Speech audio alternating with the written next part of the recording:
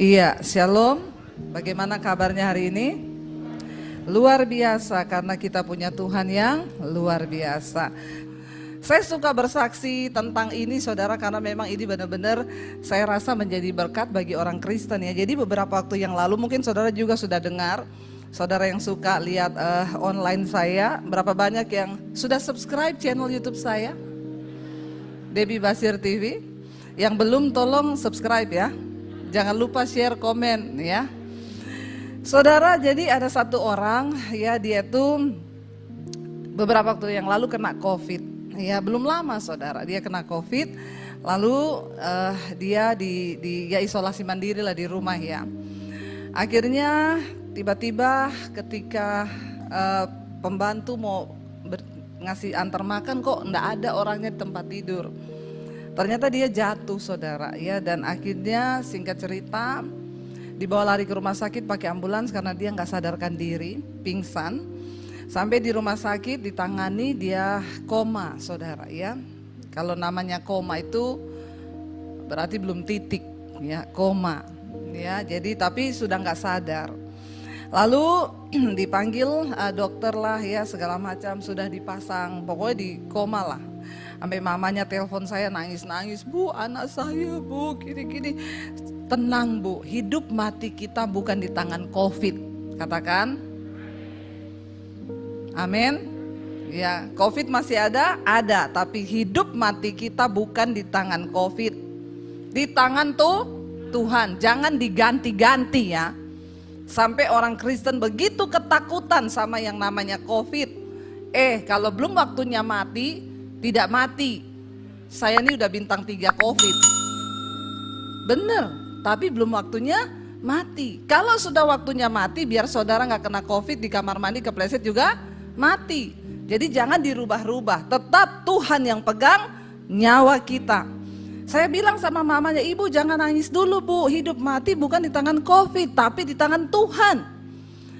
"Iya tapi saya bingung bu, anak saya gak sadar." Kita berdoa, besoknya saya tanya gimana kabarnya, puji Tuhan anaknya sudah sadar. Jadi dia cerita waktu dia dibawa ke rumah sakit itu, dia kayak orang tenggelam. Ketika dia sesak napas itu, dia bilang seperti di dalam air. Tiba-tiba ada satu sosok pria itu datang, itu badannya bersinar. Lalu pria itu bilang, "Kamu belum waktunya ada di sini, kamu harus pulang." Lalu pria itu mendorong dia keluar dari air, lalu dia bisa bernapas. Dan saya tahu itu Tuhan, karena badannya bersinar dan dia yang pegang nyawa atas hidup seseorang. Akhirnya dia hidup lagi. Tapi ketika sehat, dia mulai menjalankan aktivitas, dia telepon saya, "Bu, ada yang aneh dalam diri saya setelah saya itu lepas dari koma. Kenapa? Sekarang saya bisa lihat setan. Dan lihatnya itu kasat mata." Lah saudara bisa bayangkan, Alkitab bilang di sekeliling kita ini banyak roh-roh jahat di udara. Itu lawan kita, bukan manusia. Kenapa sering kali kita berantem dengan manusia? Karena manusia itu dihinggapi sama roh jahat ya. Lalu dia bilang dia bisa lihat secara kasat mata. Jadi dia bilang di rumah sakit tuh bu ya, di ruang ICU, pokoknya di bangsal itu isinya setan toh. Ya, setan anak kecil, setan kepala tanpa badan, lalu cuma tangan, itu bentuknya begitu. Jadi ya saya bu enggak takut ya bu, karena saya percaya bahwa roh yang ada di dalam saya itu lebih besar, dia bilang. Tapi kan ganggu bu, kadang-kadang lagi jalan muncul kepala tanpa badan, dia teriak dalam nama Yesus. Ya nanti lagi ini lihat setan ya, sampai orang kadang nanya, "Kenapa sih?" "Enggak, ada kecoa." Karena dia bingung saudara. Nanti kalau dia cerita, kalau orang gak percaya dipikir gila. Dan dia cerita, "Saya waktu itu pergi ke Curug sama suami saya ya bu. Di bawah pohon dekat air terjun tuh udah mau ke Curug, ada penunggu di situ. Tapi setannya ini beda sama di Curug itu, di hutan, setan-setannya sama setan di kota tuh beda. Ya iya benar, saudara boleh tertawa, tapi ini memang ada yang benar-benar melihat. Ya, lalu saudara dia cerita di curug itu, setannya itu jadi kayak makhluk, berbentuk makhluk, ada tanduk. Tapi beda sama yang di kota. Dia bilang kalau itu apa ya Bu? Oh kalau itu memang beda lagi. Alkitab bilang setan itu ada tingkatan. Ya roh-roh jahat, penghulu-penghulu. Saya bilang kalau yang di curug itu kayaknya itu roh teritorial, itu penguasa di situ. Jadi memang bentuknya beda. Binatang ada tanduk. Ya dia bilang itu saya lihat Bu, yang terbang, yang melayang. Jadi saya sepanjang jalan tuh dalam nama Yesus, darah Yesus, dalam nama Yesus. Tapi kita harusnya begitu loh. Kalau saudara pergi ke hutan, harusnya saudara tuh doa. Ya, tapi kayaknya setannya juga udah malas ganggu saudara karena kita begitu nyampe itu langsung foto-foto kan. Ya, di segala tempat nih. Setan di belakang malah diajak selfie. Kata setan, kayaknya dia lebih setan deh dari kita. Sekarang kan orang seneng kalau foto ada penampakan di belakang tuh seneng, jadi viral, bener nggak? Viral saudara, setan diajak TikTok. Ya saya tuh lihat sekarang di TikTok isinya ada penampakan, malah dicariin sekarang. Jadi setan di Jakarta ini sudah tidak ada wibawanya. Udah kalah pamor sama orang yang di kota-kota ini. Lalu ya dia bilang, saya tuh bisa lihat orang Bu. Jadi kayak yang guide kami di curug itu, dia ada penunggunya, orang itu diikuti sama roh karena dia punya ilmu. Jadi dia bilang, Mas temennya ya yang ikuti, iya kok Mbak tahu. Dia bisa lihat. Nah kalau orang-orang kayak kita begini, saya tanya kamu bisa, kalau orang kayak kita Bu, saya tentu tahu orang ini gelap, orang ini terang, orang ini abu-abu. Kayak ada cahaya di belakangnya dia. Nah terus dia berbilang, Ibu kita bisa ketemu enggak? Saya pengen, Ibu doain Bu, tutup aja Bu. Saya enggak mau lihat-lihat kayak begini Bu. Saya pengen kayak dulu lagi. Sekarang hidup saya jadi enggak tenang. Terus Ibu doain tutup ya. Saya bilang kalau suruh tutup pintu gampang ya saudara. Kalau tutup yang begini ini, tapi saya cuma bilang ya Roh Kudus yang bisa. Dia bilang saya lihat ada satu orang Bu. Ya laki-laki itu dia kakinya diganduli sama satu makhluk, bentuknya itu perempuan tapi badannya kodok. Saya bilang itu roh persinahan. Jadi saudara ya sebenarnya bagus juga. Saya bilang dia kamu kalau nggak ditutup gimana pakai buat doa pelepasan. Saya bisa ajak dia ke gereja sini nih, lihat nih yang banyak kodok-kodoknya mana. Hello. Saya suruh lihat nih pemain musik ini ada kodok berapa, ini jangan-jangan udah kelelawar. Loh orang boleh pelayanan di atas mimbar begini, tapi di alam roh kan gak ada yang tahu kehidupan kita di belakang mimbar kan. Nah itu kan orang bisa lihat dan makanya saya selalu bilang Alkitab berkata di sekeliling kita nih banyak saksi. Makanya kamu harus menanggalkan segala beban dan dosa karena kita punya banyak saksi. Saksi pertama siapa? Tuhan. Saksi kedua siapa? Malaikat. Saksi ketiga siapa? Setan. Jadi kita mau hebat khotbah saya, ya kamu mau hebat main musik, mau hebat singers, mau lompat-lompat kayak apa juga di sini. Hello. Kalau ada kodok yang ngikuti kamu, percuma. Setan tuh tahu. Mau saudara lompat-lompat di gereja kayak apa? Sudah saudara. Setan itu bisa lihat. Makanya yang terpenting itu pertobatan. Supaya ya setan tidak menjadi saksi kita. Saudara mau hebat di gereja lompat-lompat. Kalau hidupmu gak bertobat, engkau masih hidup dalam kenajisan, percabulan, segala roh-roh yang mengikuti, percuma. Mau saudara pengerja, mau saudara pendeta, mau pemusik, WL di sini. Makanya saya bilang sebenarnya perlu orang-orang kayak gitu. Saya ajak dia ke gereja biar dia lihat semua ini. Ya, itu benar saudara. Akhirnya ya dia ketemu, dia bilang Bu saya pengen ketemu Ibu, doain biar saya ditutup. Lalu saya ketemulah saudara. Waktu ketemu ya yang saya tanya pertama, kamu lihat di saya ada apa? Ya saya takut juga saudara, jangan-jangan saya sudah pelayanan ternyata ada kodok, kelelawar, ya tikus sudah gandulan di saya, ini kan bahaya ya. Jadi ketika ketemu dia bilang kalau Ibu tuh di belakang Ibu tuh ada cahaya terang banget. Puji Tuhan, haleluya 12 kali. Gak usah tepuk tangan, biasa aja. Makanya itu yang bikin setan takut sama kita, bilang kalau kau abu-abu atau gelap, sudah tinggal tunggu ada yang gandul. Bapak-bapak yang sering ke tempat pijat, plus-plus, pemain musik juga. Jangan kau ketawa-ketawa. Ya, jangan-jangan ada kodok yang gandul di kakimu. Bertobat. Kamu gak bisa lihat, tetapi setan itu ngikutin. Makanya saya nih mau buka bagi kita supaya kita sungguh-sungguh hidup dalam pertobatan. Jangan sampai kita berpikir, Alkitab bilang makanya orang yang mendengar firman tapi tidak melakukannya dia menipu diri. Walaupun kita ibadah tapi kita gak menjadi pelaku firman, kita menipu diri sendiri. Ngapain orang menipu diri? Makanya bertobat. Kita perlu kuasa Roh Kudus. Yesus sudah naik ke sorga. Dia menjanjikan Roh Kudus. Yuk kita lihat bersama-sama apa hasilnya kalau orang itu hidup di dalam roh. Roma pasal yang ke-8, judul perikopnya di sana, hidup oleh roh, ya. Iya, hidup oleh roh. Ayat yang pertama saudara, kita baca secara bergantian. Saya baca ayat 1, saudara 2. Demikianlah sekarang tidak ada penghukuman bagi mereka yang ada di dalam Kristus Yesus. Jangan langsung gini, wih berarti, wah enggak ada penghukuman nih, saya dalam Kristus Yesus. Yang tadi saya sudah bilang, jangan terlalu pede berada dalam Kristus. Orang yang ada dalam Kristus, dia tinggal dalam kebenaran.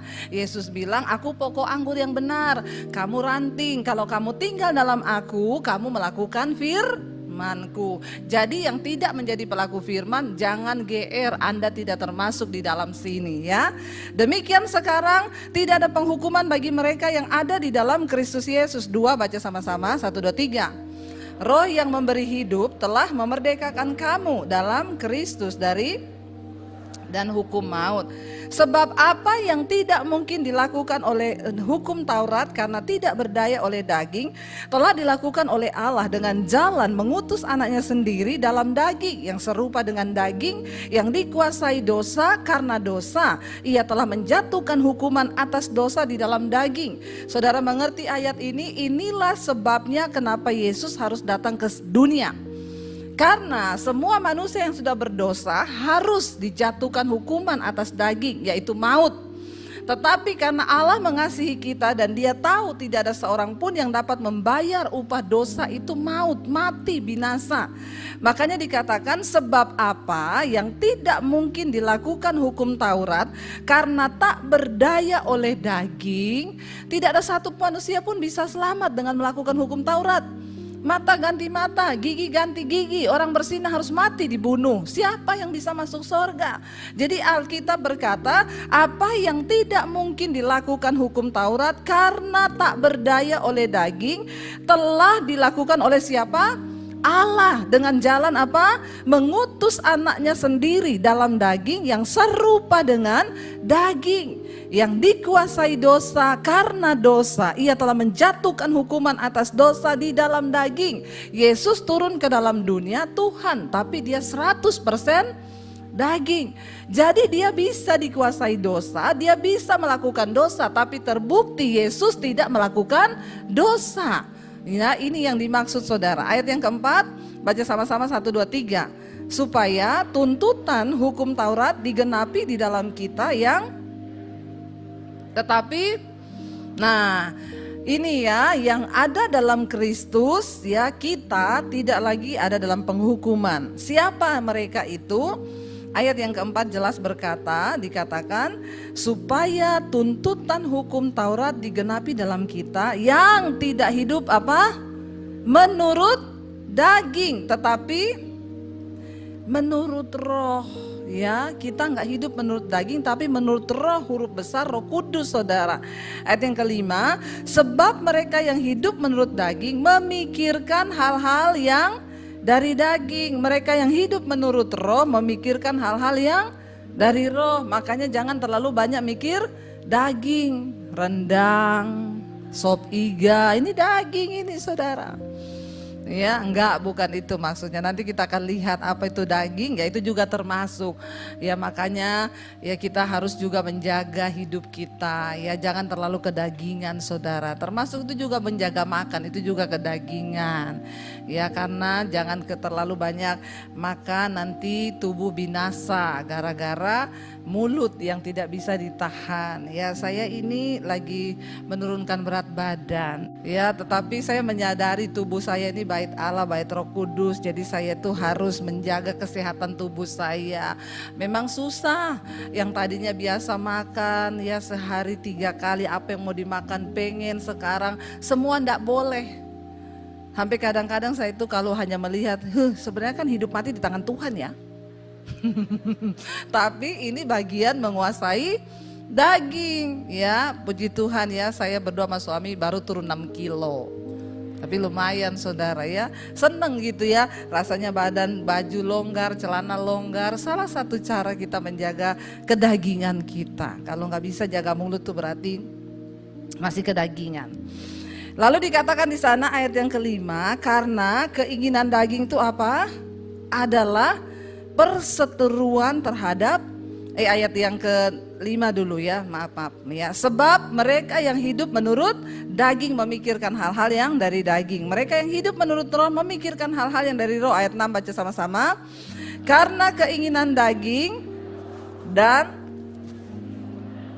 hidup dan perhatikan baik-baik, keinginan daging itu maut, tetapi keinginan roh adalah hidup dan damai sejahtera. Jadi orang yang memikirkan roh itu, dia memikirkan hidup di dalam kekekalan dan ada damai sejahtera. Makanya orang yang dipimpin Roh Kudus hidupnya tuh damai terus, katakan. Nggak berantem suami istri, hello. Kalau tiap hari berantem itu berarti dipimpin daging ya, setan. Kerajaan Allah itu bicara tentang kebenaran, damai sejahtera dan sukacita. Orang yang hidup dalam kerajaan Allah sekalipun di bumi itu artinya dia hidup dalam kebenaran, damai sejahtera, sukacita. Tapi orang yang hidup dalam kerajaan neraka walaupun masih di dunia tiap hari itu bikin dosa, marah-marah, gak ada damai. Jadi saudara tidak usah pengen pergi ke sorga dulu untuk merasakan sorga. Karena sorga itu sudah ada di bumi. Yesus bilang datanglah kerajaanmu di bumi seperti di sorga. Artinya apa? Kita bisa mengalami sorga walaupun kita di bumi. Waktu kita hidup dalam kebenaran, ada damai di hidup kita, ada sukacita, itu sudah sorga. Tapi kalau tiap hari hidupmu galau, marah-marah, berantem suami istri, ya itu sudah neraka. Anda belum ke neraka tapi sudah seperti di dalam rugi enggak? Rugi. Makanya jangan mau. Ciptakan sorga di tengah rumah tanggamu. Hidup dalam damai sejahtera, ndak usah ribut-ribut, ndak usah berantem. Itu sorga. Ya, tapi kalau Anda ribut tiap hari, berantem 3 hari 3 malam nggak omongan, itu setan. Makanya tadi saya bilang lihat kanan kirimu, jangan-jangan ada. Nah itu dia. Ayat yang berikutnya berkata di sana ya, itu keinginan daging itu maut, tetapi keinginan roh adalah hidup dan damai sejahtera. Lalu ayat yang ke-7 berkata, karena keinginan daging adalah perseteruan terhadap Allah, permusuhan dengan Allah itu daging. Karena ia tidak takluk kepada hukum Allah. Hal ini memang tidak mungkin baginya. Orang-orang yang tidak mau melakukan firman itu hidupnya dipimpin oleh daging. Anda nggak mau lepaskan pengampunan, tetap kepahitan, itu daging. Kenapa? Karena daging tidak mungkin takluk kepada firman Tuhan. Makanya sekarang tolong diukur. Kalau saudara tidak bisa melepaskan pengampunan kepada orang, berarti hidupmu masih dipimpin daging. Ya, lepaskan pengampunan. Karena daging itu nggak mau tunduk takluk kepada firman. Karena hal itu tidak mungkin baginya. Nggak mungkin orang-orang hidup dalam daging bisa tunduk pada firman. Ayat yang berikutnya dikatakan, mereka yang hidup dalam daging tidak mungkin apa? Berkenan kepada Allah. Makanya jangan hidup dalam daging, karena nanti kita tidak berkenan kepada Allah. Lalu ayat yang ke-9, tetapi kamu Kamu tidak hidup dalam daging, melainkan dalam roh. Jika apa? Jika memang roh Allah diam di dalam kamu. Tetapi jika orang tidak memiliki roh Kristus, ia bukan. Nah, sekarang kita lebih dipertajam. Tadi ayat 1 dibuka dengan barang siapa menjadi milik Kristus, tidak ada penghukuman lagi bagi kita. Siapa orang-orang yang menjadi milik Kristus itu? Ayat 9, tetapi kamu tidak hidup dalam daging melainkan dalam roh. Jika memang roh Allah itu diam dalam kamu. Jadi jangan ngaku-ngaku. Karena banyak orang mengaku Kristen, milik Kristus, tapi roh Allah tidak diam dalam dirinya. Jika memang roh Allah diam dalam kamu, tetapi jika orang tidak memiliki roh Kristus, ia bukan milik Kristus. Jadi sekalipun Kristen KTP-nya, kalau dia tidak memiliki roh Allah, roh Kristus itu dia bukan milik Kristus. Nah, itu tandanya apa, Bu? Yaitu tadi, dia hidup dalam daging atau dalam roh. Lalu ayat 10 berkata, kita baca sama-sama 1, 2, 3. Tetapi jika Kristus ada di dalam kamu, maka tubuh memang mati karena dosa, tetapi roh adalah kehidupan oleh karena kebenaran. Memang kita semua ini harusnya mati karena dosa. Tetapi di dalam Kristus memang kita ini semua sudah mati. Karena kita semua sudah berbuat dosa, kehilangan kemuliaan Allah. Bahkan kita dikandung di dalam kandungan ibu kita, kata firman Tuhan, kita dikandung di dalam dosa. Tetapi bersyukur karena Yesus datang, kita menerima dia sebagai Tuhan dan Juru Selamat, kita dibaharui. Karena itu firman ini berkata, ya tetapi Kristus ya, tetapi kamu tidak lagi hidup dalam daging, melainkan di dalam roh. Ya, tetapi jika Kristus ada dalam kamu, maka tubuh memang mati karena dosa, tetapi roh itu adalah kehidupan karena kebenaran. Kita dibangkitkan dalam hidup yang baru. Ayat 11 dikatakan, dan jika roh dia yang membangkitkan Kristus dari antara orang mati diam dalam kamu, maka ia yang telah membangkitkan Kristus Yesus di antara orang mati juga akan menghidupkan juga tubuhmu yang fana itu oleh rohnya yang diam di dalam kamu. Saudara, ini firman sangat luar biasa. Alkitab berkata roh yang membangkitkan Kristus dari kematian ada di dalam hidup saudara dan saya. Itu wow gak?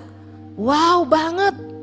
Nah, kalau roh yang membangkitkan Kristus dari kematian itu ada dalam hidup kita, tidak mungkin kan saudara gak bisa lepas dari rokok, saudara gak bisa lepas dari kenajisan, gak mungkin saudara gak bisa lepas dari amarah, tidak mungkin saudara gak bisa bangkit dari hidupmu yang lama, gak mungkin saudara tidak diberi kuasa untuk menang atas setiap dosa. Kenapa? Ini roh yang membangkitkan Kristus dari kematian. Wow gak? Wow banget, ini loh rahasianya. Makanya saya nggak percaya kalau ada orang datang, Bu, bagaimana caranya ya Bu, saya ini jatuh terus di dalam dosa Bu, ya pengen keluar, pengen bangkit, tetapi nggak bisa. Saya bilang bisa, kamu aja yang nggak mau mendekatkan diri dengan Tuhan. Kalau kamu mendekatkan diri dengan Tuhan, maka tubuh ini memang mati karena dosa, tapi roh kita dihidupkan kembali di dalam kebenaran. Ini roh yang membangkitkan Kristus loh dari antara orang mati. Gak mungkin saudara yang mau berhenti rokok dia gak bisa mampukan saudara. Gak mungkin saudara yang terikat dengan marah-marah, saudara pengen sabar gak bisa. Tidak mungkin. Yesus saja yang mati dibangkitkan oleh roh yang berkuasa itu. Karena itu dia juga sanggup membangkitkan hidup kita dalam hidup yang baru. Jangan ada yang berkata gak bisa Bu, saya tuh selingkuh udah lama. Ya ada orang-orang yang datang kepada saya, Bu, gak bisa, saya udah coba, saya juga tahu, saya dengar khotbah ibu Bu, tapi bagaimana ya Bu, saya gak bisa lepas ini perempuan Bu, saya sudah terlanjur cinta, pret. Saya cuma bilang ya, jangan bermain-main dengan kasih karunia. Kalau engkau hidup menuruti daging, engkau akan mati. Bapak, jangan sampai Bapak mati binasa. Ia lagi melakukan kenajisan tiba-tiba mati. Itu karena salahmu sendiri. Jangan sampai engkau menjadi orang yang ditentukan untuk binasa. Siapa orang yang ditentukan untuk binasa? Roh Kudus sudah tegur, bertobat, gak mau bertobat. Akhirnya dia ditentukan untuk binasa. Saya berdoa untuk semua bapak-bapak di tempat ini. Ya, jangan coba-coba melakukan dosa-dosa kenajisan, perselingkuhan. Ya, benar-benar saudara, hari-hari ini tuh benar-benar menghancurkan rumah tangga. Jangan sampai ada di antara kita, para perempuan juga di sini ya, mau ibu-ibu, mau yang muda, jangan jadi pelakor. Ya, sekarang banyak anak muda udah gak mau kerja, maunya jadi pelakor, ngerebut suami orang, lumayan, gak usah kerja, dibeliin apartemen. Hei, engkau memperoleh dunia dan segala isinya, tapi kamu kehilangan nyawamu. Buat apa engkau binasa di neraka? Amin. Bapak-bapak bertobat, amin. Ya benar saudara, ayo kita berlomba hidup dalam kekudusan. Biar hidup kita dikuasai oleh Roh Kudus. Roh Kudus mampu, tidak ada yang mustahil. Engkau tinggal ngomong, Tuhan aku mau keluar dari dosa ini, aku mau keluar dari dosa ini. Ketika engkau mau, maka Tuhan akan memampukan. Ya, tadi malam saya bacakan di mesbah doa ada kesaksian seorang ibu. Bu, saya ini seorang ibu, saya terikat dengan perselingkuhan 10 tahun ya. Lalu di masa pandemi saya banyak waktu di rumah gak keluar-keluar, jadi saya lihat-lihat khotbah lah di YouTube ya. Saya dengar khotbah ibu, tapi ketika saya dengar saya cepat-cepat skip. Karena saya gak mau, ibu tuh kalau khotbah selalu ngomong perselingkuhan, persinahan. Ya karena itu kasus yang terbanyak hari-hari ini yang saya layani saudara. Yaitu di WA saya itu yang masuk puluhan ribu. 80% kasus perselingkuhan semuanya. Makanya saya bilang di gereja itu masih banyak setan. Ini orang-orang ke gereja semua nih yang konseling nih. Bahkan ada yang majelis, ada yang pengerja, ada yang full time.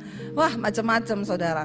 Tapi dia bilang, tapi saya mau dengar khotbah ibu. Tapi ketika ibu sudah bicara perselingkuhan saya skip. Karena saya masih terikat dengan dosa itu. Tapi lama-lama saya pikir, sampai kapan saya hidup kayak begini. Akhirnya saya cobalah dengar bu. Puji Tuhan, saya dilawat Tuhan, saya dijamah Tuhan. Akhirnya saya dilepaskan dari dosa perselingkuhan. Saya putuskan selingkuhan saya. Dulu saya kalau jatuh, saya bertobat, jatuh lagi bu. Tapi sekarang enggak. Saya bersyukur setiap malam saya dengar mesbah doa. Setiap kali di mesbah doa, ibu tuh berdoa. Roh kenajisan, percabulan tuh rasanya saya dikuatkan lagi bu. Jadi setiap hari roh saya isi. Bagaimana mungkin mau lemah? Kenapa menjadi lemah? Karena yang diisi daging, rohnya gak pernah diisi. Saudara bersyukur sekarang ada YouTube, saudara mau bangun iman sudah ada semua. Ya, mau cari apa lagi? Tinggal kita nih mau atau tidak, roh kita dibangun. Tinggal kita ini ya niat apa enggak untuk berubah. Saya berdoa, saudara jangan merasa aman hari-hari ini. Kita pikir, oh pandemi sudah lewat, oh udah gak ada corona berarti gak akan mati, hati-hati. Yesus berkata, di saat orang merasa aman, semua damai, saat itulah dia akan segera datang. Sekarang Injil kerajaan Allah sudah diberitakan lewat YouTube. Seluruh dunia mendengar. Bahkan saya menerima kesaksian, bu, suami saya tiap hari dengar khotbah ibu loh di YouTube. Padahal dia bule bu, dia pakai Google Translate loh. Orang-orang yang malah Injil ini sudah tidak terbatas sekarang. Semua bisa mendengar. Yesus bilang tanda kedatanganku kali yang kedua. Akan ada perang, akan ada bencana. Itu semua sudah terjadi. Tetapi itu belum kesudahannya. Setelah Injil ini diberitakan ke segala makhluk, ke segala bangsa, barulah tiba kesudahan zaman. Dengan media ini, Injil diberitakan ke segala makhluk. Yang dengar mesbah doa di Yunani ada, di Arab Saudi ada. Sampai saya ditunggu, bu kapan mau ke Yunani? Aduh tunggu dulu ya. WTC aja jarang saya datangi. Apalagi ke Yunani sudah kejauhan ya. Tapi Injil diberitakan. Orang-orang bertobat menerima kabar baik. Jangan saudara tertidur. Kalahkan kedaginganmu. Kalau ada roh Allah dalam hidup kita, kita dimampukan. Ayat yang berikutnya, ayat yang ke-12 baca sama-sama. Jadi Saudara-saudara, kita adalah orang berhutang. Tetapi jika dikatakan apa? Kita adalah orang-orang berhutang tetapi bukan kepada daging supaya hidup menurut daging. Kita ini semua berhutang, tapi bukan hutang kepada daging. Makanya stop melakukan perbuatan daging. Ya, ayat 12 berkata, jadi saudara-saudara, kita ini orang-orang berhutang tetapi bukan kepada daging supaya kita hidup menurut daging. Ayat 13 berkata, sebab jika kamu hidup menurut daging, kamu akan mati. Tetapi jika oleh roh kamu mematikan perbuatan-perbuatan tubuhmu, kamu akan hidup. Orang yang hidup menurut daging akan mati, binasa. Tetapi kabar baiknya dikatakan, jika oleh roh kamu mematikan perbuatan-perbuatan tubuhmu, maka kamu akan hidup. Jadi hanya dengan hidup dipimpin roh kita bisa mematikan perbuatan daging. Jangan menyerah saudara, ya. Daging ini sama setan beda. Bayangkan tantangan hidup kita. Kita ini sudah harus melawan setan, harus melawan daging lagi. Tapi orang-orang yang ditunggangi setan kayak tadi yang diganduli roh itu tuh dia pasti karena dia hidup mengikuti daging. Makanya ada celah. Setan menumpangi hidupnya. Jadi keinginan daging itu kan telah nyata, firman Tuhan bilang percabulan, kenajisan, iri hati, amarah, dendam, keserakahan, pertikaian, perseteruan. Nanti saudara pulang baca dalam Galatia 5 itu ada. Nanti saudara lihat kalau masih ada dalam hidup kita semua itu, maka bertobatlah. Itu daging, itu bukan setan. Orang yang selingkuh jangan bilang nih gara-gara setan bu. Setan bilang enak di lu sial di gua. Lu yang selingkuh, gua yang salah. Itu daging, bukan setan. Itu daging. Makanya saya selalu ingetin, makanya di gereja-gereja besar kadang-kadang setan sudah tidak mengganggu, setan cuma kontrol saja. Setan bilang lancar ibadah, lancar coy. Ya, nggak usah diganggu kata setan. Kenapa? Dagingnya udah gede. Kita tinggal kipas saja. Hati-hati saudara, orang yang hidup menurut daging tidak mungkin berkenan kepada Tuhan. Tapi jika oleh roh kamu mematikan perbuatan dagingmu, maka kamu akan hidup. Makanya jalan satu-satunya supaya kita bisa hidup dalam perkenanan Tuhan, matikan dagingmu. Caranya gimana bu? Hidupkan rohmu. Isi roh kita dengan hal-hal yang rohani. Banyak pujian penyembahan, dengerin khotbah, dan yang terutama menjadi pelaku firman. Dengerin khotbah juga kalau hidupnya gak berubah percuma. Ada yang WA saya, bu itu ya saya punya kakak selalu dengerin khotbah ibu tapi kelakuannya gak berubah bu. Ya heran saya padahal dengerin khotbah ibu terus, bawa sini saya baptis ulang, saya rendam 20 menit. Supaya dia buka mata langsung di rumah Bapa di sorga. Lebih baik tubuhnya binasa tapi jiwanya selamat daripada hidup jadi batu sandungan. Benar nggak saudara? Ya saya bilang orang mau melakukan firman atau tidak yaitu keputusannya dia. Saya cuma khotbah, tapi kalau kamu mau dia benar-benar diselamatkan bawa sini. Benar saya baptis tuh orang. Ya saudara, jangan sampai kita ini cuma dengar firman tapi nggak pernah melakukan. Ya amin-amin di gereja, pulang lupa semua. Berubah, bangun manusia rohmu. Kenapa? Cuma orang yang rohnya hidup, yang hidupnya berubah, yang bisa masuk dalam kerajaan sorga. Masuk sorga itu tidak gampang. Masuk istana presiden saja tidak gampang, apalagi mau masuk kerajaan Allah. Kita harus benar-benar mematikan kedagingan, ya, dengan roh yang engkau hidupkan. Ini loh Tuhan makanya berkata, Roh Kudus akan beri kamu kuasa. Ya dikatakan di sana, kita ini orang yang berhutang bukan pada daging untuk hidup menurut daging, tetapi pada roh. Ayat yang ke-14 baca sama-sama. Semua orang yang dipimpin roh Allah adalah anak Allah. Orang-orang yang begini yang setan takut karena hidupmu dipimpin roh Allah. Tapi masalahnya tidak semua orang Kristen hidup dipimpin roh Allah. Ya kalau engkau tidak dipimpin roh Allah maka roh halus yang pimpin. Makanya bertobat, serahkan hidup dipimpin roh Allah, maka sah kita ini adalah anak Allah. Ayat yang ke-15 kita baca sama-sama, sudah mau selesai ya. Sebab kamu tidak menerima roh perbudakan yang membuat kamu menjadi takut lagi, tetapi kamu menerima roh yang menjadikan kamu anak Allah. Oleh roh itu kita berseru, ya Aba, ya Bapa. Apa dikatakan? Roh itu apa? Bersaksi bersama-sama dengan roh kita bahwa kita adalah anak-anak Allah. Ini yang Yesus bilang sebelum dia naik ke sorga. Dia bilang kepada murid-muridnya, sebab kamu akan menerima kuasa. Kalau Roh Kudus turun atasmu, kamu akan menjadi saksi.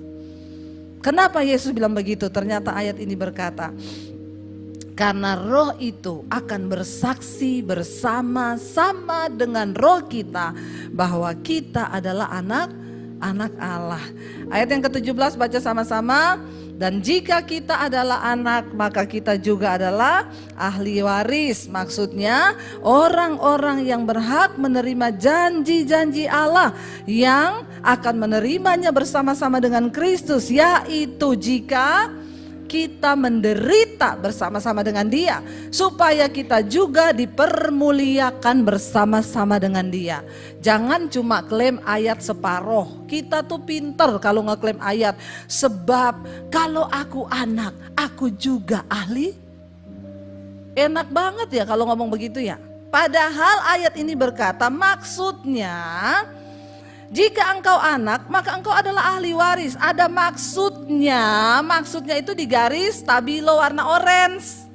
Jangan cuma diklaim ayat atasnya, tapi maksudnya adalah orang-orang yang berhak menerima janji-janji Allah, yang akan menerimanya bersama dengan siapa? Kristus. Yaitu jika apa? Jika kita menderita bersama-sama dengan Dia, supaya kita juga dipermuliakan bersama-sama dengan Dia. Jadi ada hukum sebab akibat untuk firman Tuhan.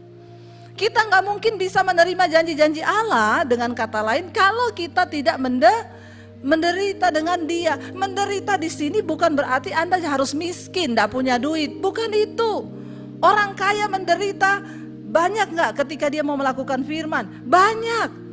Pengen beli tas LV, Roh Kudus bilang jangan, buat bangun gereja. Menderita enggak?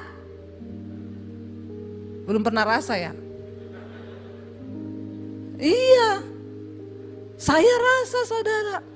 Saya punya uang, saya bisa beli. Sekarang saya diberkati, tapi enggak bisa. Saya menjadi tawanan roh, seringkali menderita. Jadi menderita itu bukan cuma kita miskin gak punya uang. Yang kaya juga waktu mau melakukan keinginan roh menderita. Nah kalau engkau tidak mau menderita, engkau tidak layak menerima janji-janji Tuhan. Matikan kedaginganmu supaya rohmu hidup, baru kita layak masuk dalam kerajaan sorga. Amin. Mari bangkit berdiri bersama.